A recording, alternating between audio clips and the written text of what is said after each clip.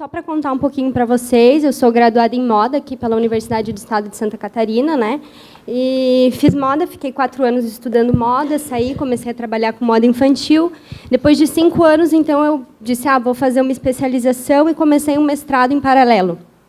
E quando eu comecei, então, comecei lá falando as questões de moda para o meu orientador, ele chegou e disse, Bruna, e as pessoas com deficiência? Eu falei, que tem as pessoas com deficiência? Estou aqui falando de moda. Ele falou, não, Bruna, e como você acha que as pessoas com deficiência se vestem? Eu disse, se vestem, ué, né? Se vestem, não sei, nunca fui, não perguntei, né? Ele disse, e existe algum movimento, e existe alguma coisa? Eu disse, não sei, acho que não, porque eu estou 5 anos aqui no mercado estudando e nunca ouvi falar nada, né? Então, comecei a estudar, e naquela época, já fazem 5, 6 anos atrás, eram escassos os trabalhos a nível acadêmico que existiam, né? E então comecei a pesquisar, achei uns artigos fora e comecei a estudar nessa causa. E continuei, então, o meu mestrado, pesquisando, então, diretrizes com usuários para saber como fazer essas roupas com deficiência. Então, eu falei mais especificamente com cadeirantes, mas então trazendo, né, isso que a doutora falou antes, nada para nós sem nós, trazendo, a minha proposta foi isso, trazer a pessoa com deficiência, não só o cadeirante, mas todas as pessoas com deficiência para dentro do processo de desenvolvimento do produto de moda, né? Talvez esse nome seja um pouco estranho para vocês, mas isso representa uma imagem que eu coloquei aqui. Então, existem várias pessoas com deficiência, elas têm um balãozinho em cima da cabeça delas, né? Que quer dizer o quê? A gente, enquanto pesquisador que está na academia, quer ouvir o que vocês têm e quer colocar isso lá no início do projeto. Por quê? Porque nós, enquanto designers, não digo só de moda, mas de produto, geralmente a gente fazia o produto e levava para a pessoa com deficiência avaliar só no final do processo. E elas olhavam para a gente e diziam assim, agora que já está feito, o que vocês querem saber de nós? Está ruim. Por que vocês não perguntaram antes o que a gente precisava? Então, eu passei 2 anos no meu mestrado, tentando entender um pouco esses requisitos de projeto, e agora, no meu doutorado, eu fui ver outras pessoas, né, pessoas que fazem parte desse contexto, que são o quê, então? Empresas de moda inclusiva em todo o mundo, e os estilistas. Quais as dificuldades desses estilistas? Tá? Eu vou passar aqui...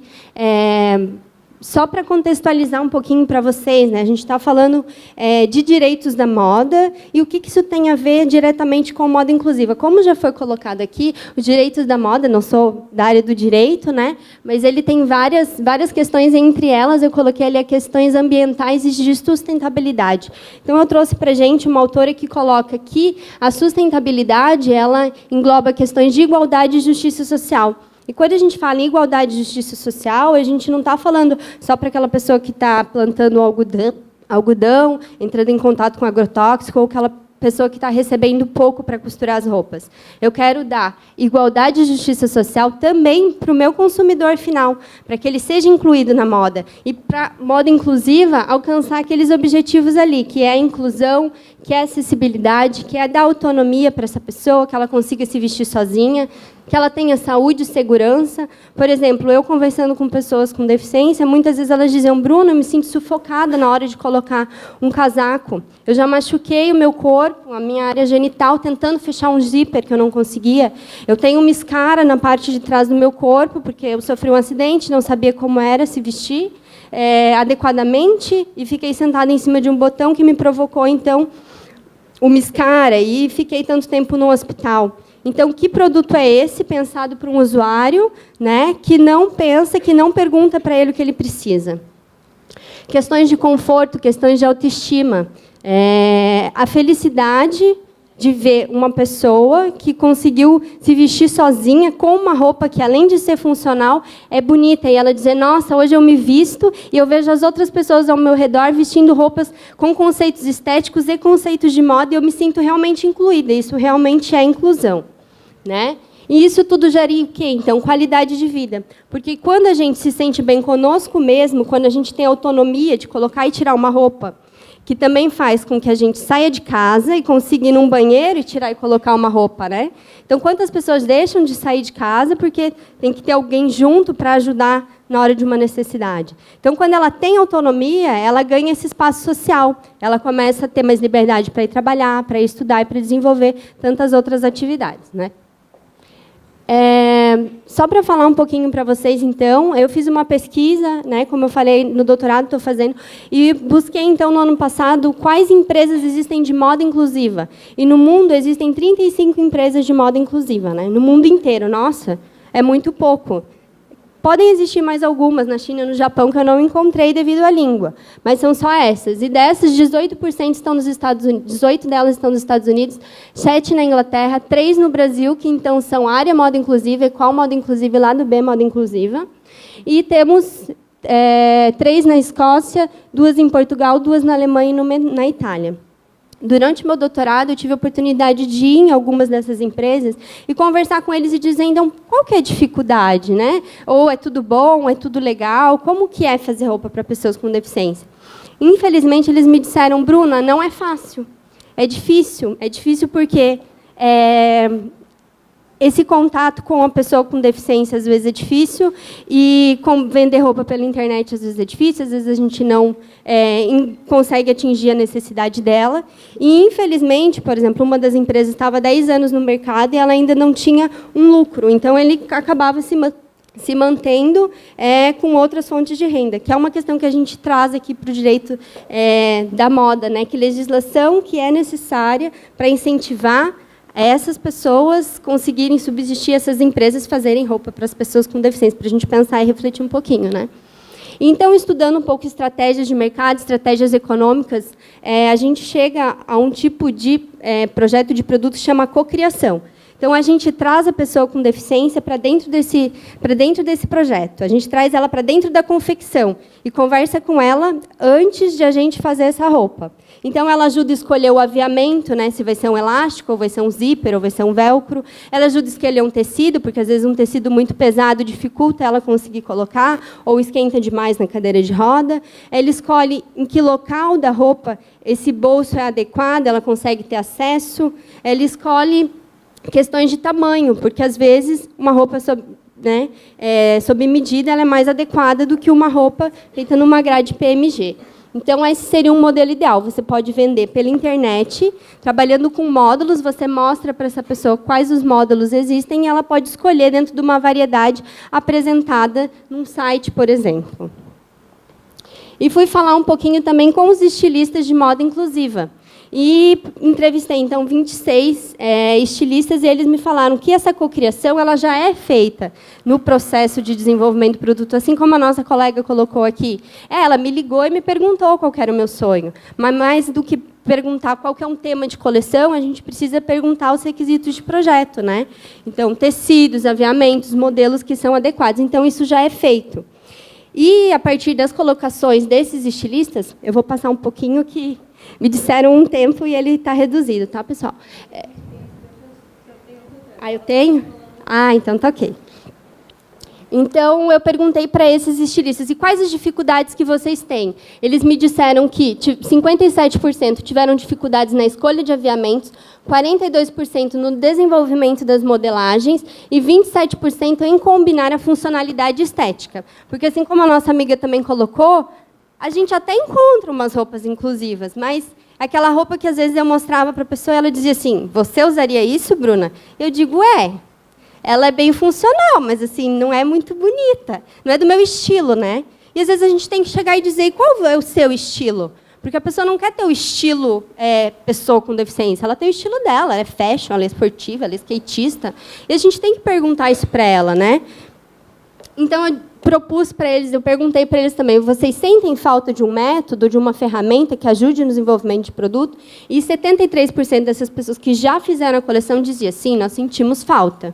E eu, enquanto pesquisadora, disse, vamos tentar propor alguma coisa que ajude, então. Então, aqui do lado direito do meu slide, eu propus uma imagem para eles que representa a cocriação. O que é a cocriação? É o estilista, o projetista, o design de moda, junto com a pessoa com deficiência e o cuidador, por quê?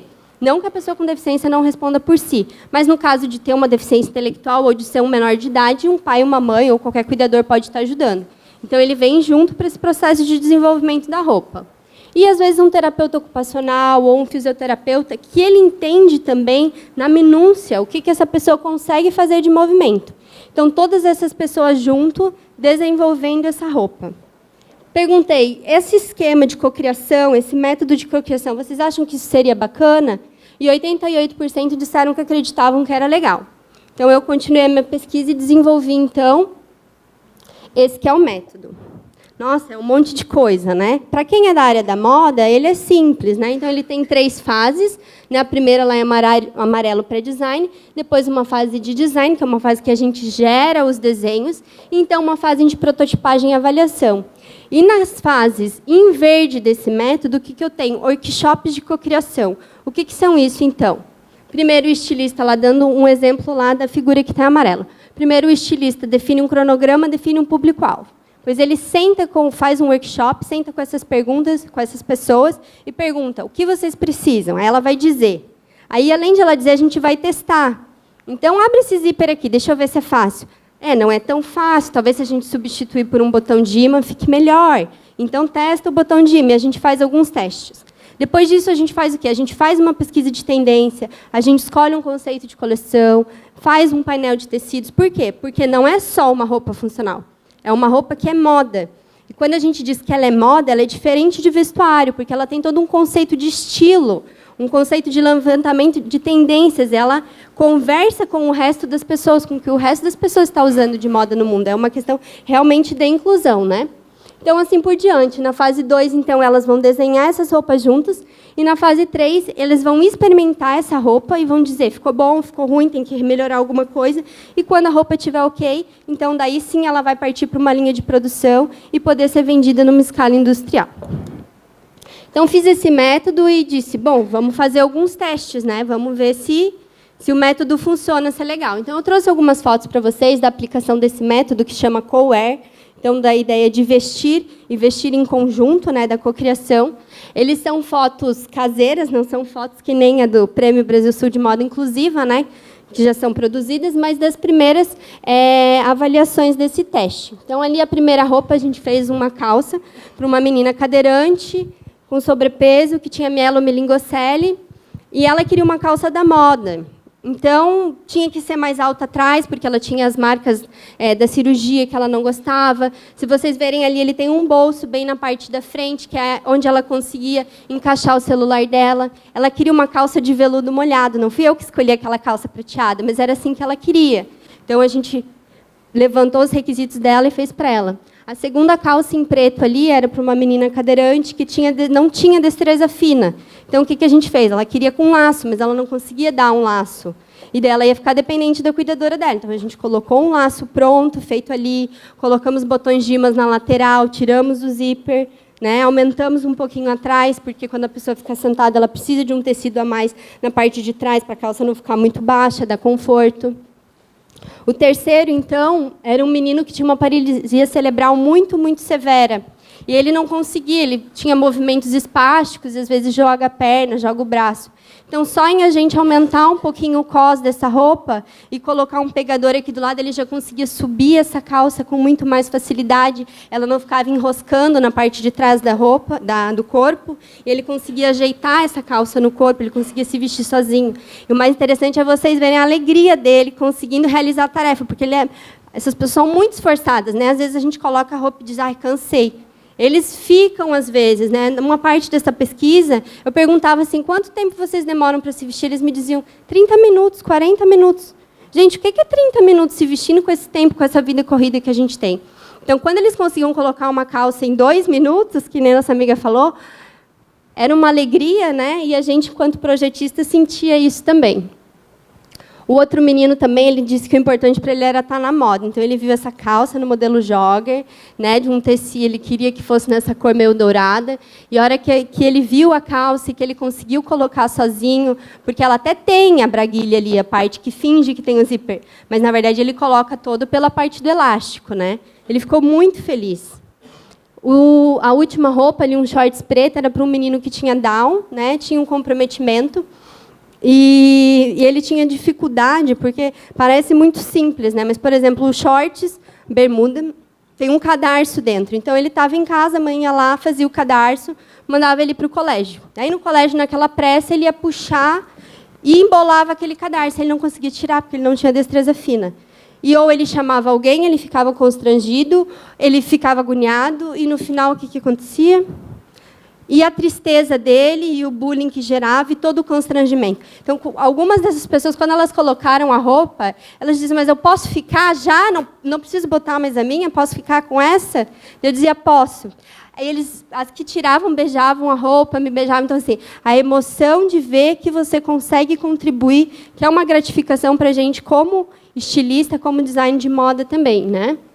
Então, assim, o método está sendo bem aceito. Ele já foi aplicado também como ferramenta de aprendizagem numa turma do vestuário, né? Que foi uma necessidade que a gente viu, porque eu não comentei antes, mas eu perguntei para esses estilistas quantos deles eles já tinham contato com a moda inclusiva antes de conhecer o desfile, né? E eles disseram, 35% disseram que nunca tinham ouvido falar de moda inclusiva. Eu disse, ainda bem que são só 35%, porque na minha época era 100%, porque eu saí de uma graduação sem nunca ter ouvido falar, né? Então, eu disse, hoje, como professor, o que a gente pode propor para facilitar? Porque se o professor não ensina, talvez é porque ele também nunca aprendeu, né? Então, a gente organizou um guia de aplicação. Passei aqui para o slide 7, então, são só algumas fotos ilustrativas desse guia de aplicação do método. Então, ele tem uma capa, ele explica como usar, ele explica as fases, as etapas, e para cada uma daquelas 18 etapas que estavam na figura do método antes, ele propõe uma ferramenta que você vai trabalhar com esse usuário, né? Então, para ajudar também que os professores de moda consigam ensinar a importância da moda inclusiva, tudo que essa moda inclusiva tem que ter para ser verdadeiramente inclusiva, né? Trazer isso para dentro da academia para que comece a acontecer. O 6º Prêmio Brasil Sul de Moda Inclusiva, outros desfiles de moda inclusiva que acontecem no país são muito importantes, mas, às vezes, eu, como professora, percebo que o aluno fica com medo de dar aquele passo e entrar, porque ele diz, será que eu vou ser capaz de fazer? Né? Porque eu até estava discutindo com o Dr. Fernando, que estava ali antes de começar.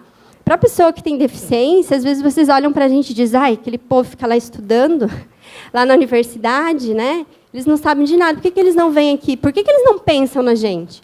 Mas eu digo assim, eu, como pessoa sem deficiência, e que não tem uma pessoa com deficiência ao meu lado, na minha família, a gente só não pensa, porque não é uma demanda nossa.